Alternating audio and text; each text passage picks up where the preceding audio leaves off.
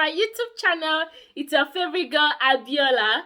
And today, guys, I'm going to be talking about all the differences between UK and Nigeria and basically another country if you're from another country. Hello! Welcome to my channel. Anyway, without further ado, let's get started. So the number one thing, I have my list. The number one thing that was like a culture shock when I came into the UK that I didn't realize and it was weird was the respect thingy. Oh my goodness. Oh my goodness. The way Nigerians take respect, like, if you don't respect me, we will die. We will die. It's gonna be either both of us gonna die on the line. I mean, it's just a weird thing because you just realize how performative respect is in Nigeria. And I'm not trying to say Nigeria is bad, UK is good or anything. This is not about that. This is just about stating a fact and the differences. Especially for a student like me. Oh my God, there's like a wide gap. When I say wide, I mean wide gap between how your lecturers in Nigeria treat you and how your lecturers here treat you. Oh my goodness. Oh my goodness. I remember when I first came, I was saying, sir, ma, Mr. Hello, Mr. Hello, Mrs. They're like, nah, Abiola. Why are you saying that? Just call me by my name. Just call me Janet. Just call me David. Just call me. I know my British accent is a little off. So it was weird at first, but then I saw that it doesn't, saying Mr., saying Mrs., saying sir, saying ma, bowing down, all those things, it doesn't necessarily show how much you respect these people. Because let's be honest, I think I respect a lot of my lecturers here, even more than I respected people in Nigeria, my lecturers in Nigeria, because these people talk to you like you're a human being, like they accord you your own respect. So it makes you also respect them back in that same vein. So it just makes me realize that like this respect thingy has advantages and disadvantages, of course. Their method here has its own advantages, the pros and cons, and the method that we have in Nigeria too has its own advantages and disadvantages, I guess. The environment here just enables learning. It enables learning because you're not scared of your lecturers, you're not traumatized by your lecturers. A lot of people are traumatized by their lecturers in Nigeria that we don't even realize it. We don't realize it. We are traumatized because the way some lecturers, like when they enter the class, your chest like this. Your chest will be beating so fast, and it's just, honestly, I think it's just a great difference, and I like it. The fact that you can just shoot an email to your lecturer and say, I don't understand this, can you explain this? Or I mean, or just tell your lecturer in class that, oh my goodness, you're talking too fast, can you slow down? Like, there's so many things you can say to your lecturer here, and these things are not even disrespectful things. These are just things that enables your learning. So yeah, so definitely the respect thingy is number one. It's number one, like culture shock, the way you can talk to your people that are way older than you, yeah, and just call them by name.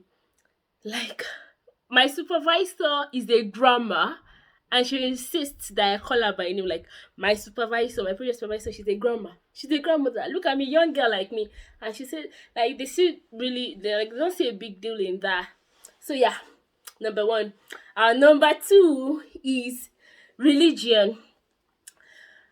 UK, a lot of people, I mean, it's a Western country, a lot of people don't expect to see so many mosques, so many Sikh temples, so many churches. Oh my God, there are so many churches in the UK.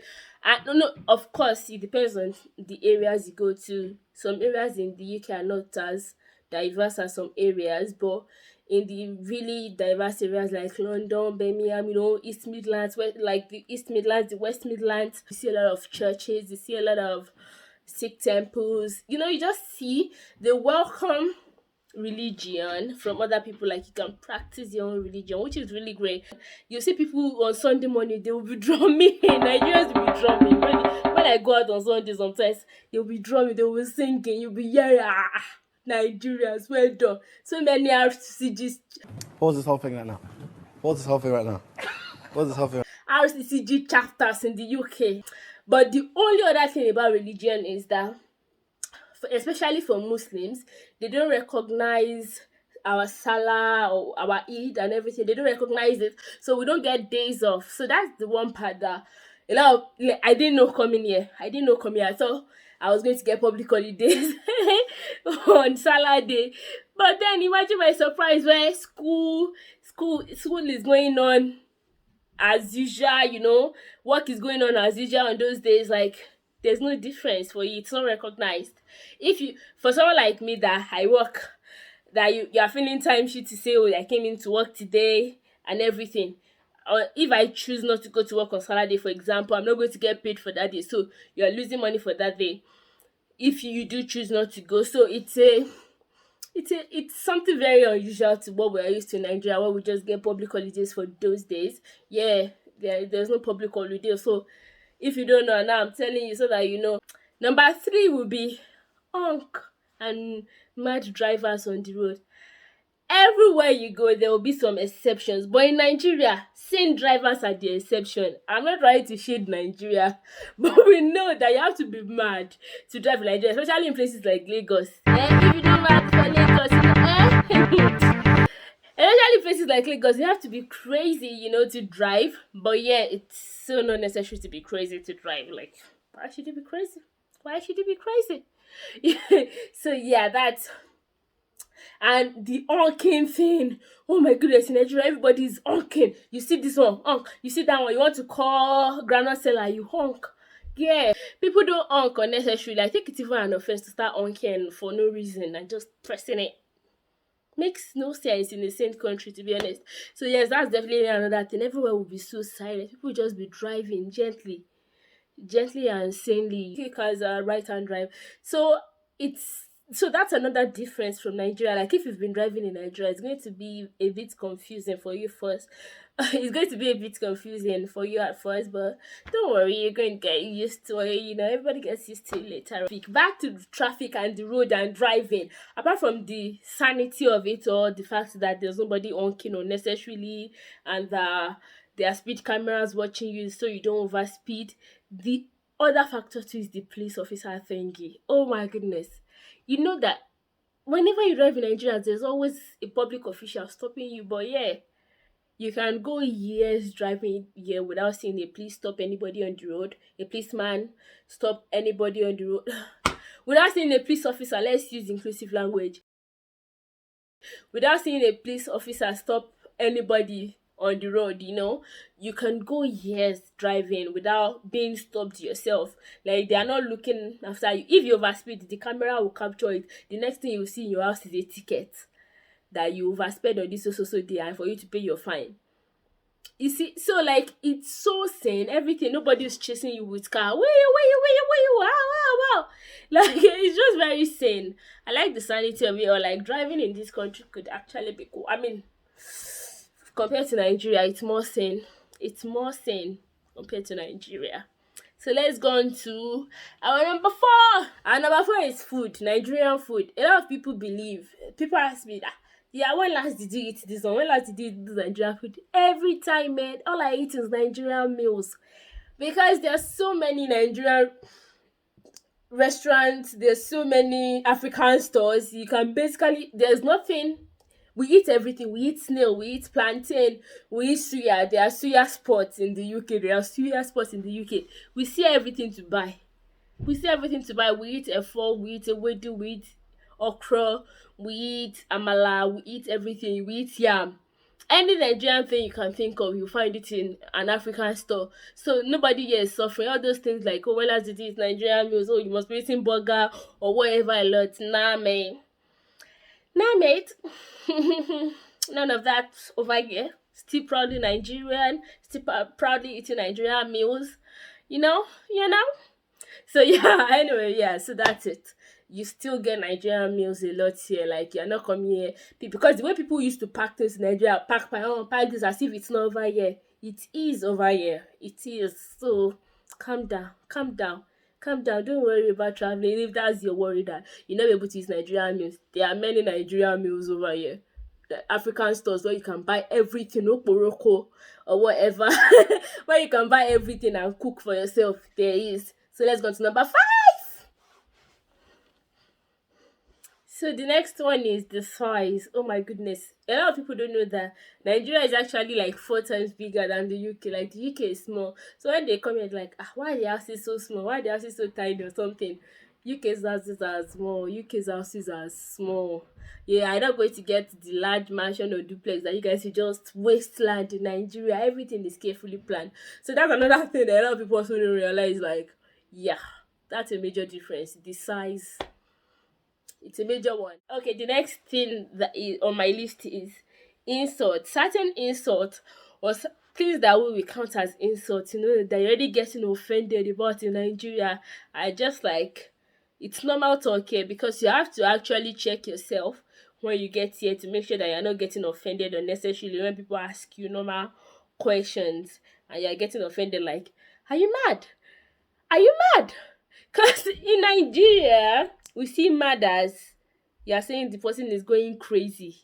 Like, that's just an example. But when people say, are you mad in Nigeria? It's like, Shoti ya worry, are you going crazy? Is something wrong with you?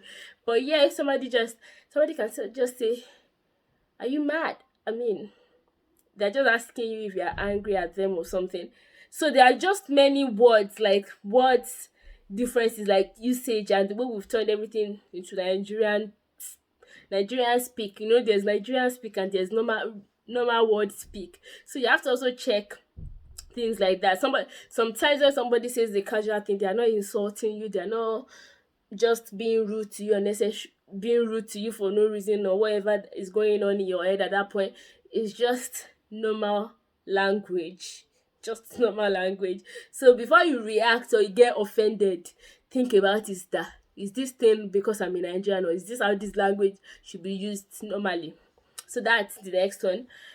And after that, another difference is learning to be alone. Oh my goodness, this place can be lonely, especially if you don't have like friends and family. When you're just coming to this country, it might not be so easy for you to make friends.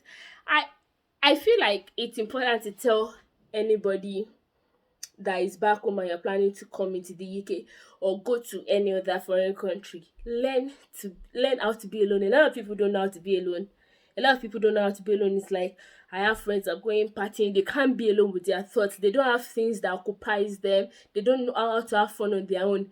If you're coming, that's what this video, like, if you pick anything from this video, it is this point. Start learning how to enjoy being by yourself before you travel out of your country. Wherever you are from, whether Nigeria, whether India, whether Kenya, whether Ghana, I don't care. Start learning how to enjoy your own company, because things don't work like that. In this UK, that every time it's even always raining. Once it's winter like this, there's no party, there's no clubbing, there's no going to the park. Everybody's just work, life, school, like work and school. Nobody's doing all the other things anymore. So you have to learn how to enjoy your own company and be by yourself. Have hobbies that you can do alone, whether it's watching a movie or reading a book. Just learn these things before you travel out. It's very important, or else you just be depressed. So it's very important. Another thing, guys, if somebody should invite you to go out here, be very clear to know whether you are bringing your own food, or if somebody should say, let's grab something to eat. Be very clear. Ask the person, are you going to pay for my meal, or I'm paying for it myself? Even if it's a birthday party, if the person says, today's my party, today's my birthday, just come and celebrate with me. You're going to a restaurant or a club. Be very clear. Are you paying? Are you celebrating your birthday? Are you paying? Or am I going to pay for what I ate? Because a lot of people have found themselves in sticky situations where a colleague will say, oh my God, I'm celebrating my birthday, let's go out to go and have something to eat. And then you go without money, or you do have money, but it's not your budget, but you agree to go. And then you get there, you finish it, and then they will say, yeah, everybody will just start paying for their meals by themselves. You'll be like, but it's your birthday party. You invited me. Why should I be the one to pay? That's how it is. So definitely be very clear before you go out and start eating. Be very clear. Very confirm. Make sure you clarify things. And we've come to the end of this video. Subscribe to my YouTube channel. Thank you for watching. If you love what you see, check out my other videos and come and tune in. Set on your Cut the cameras. Turn on your notifications, because another video is dropping very soon.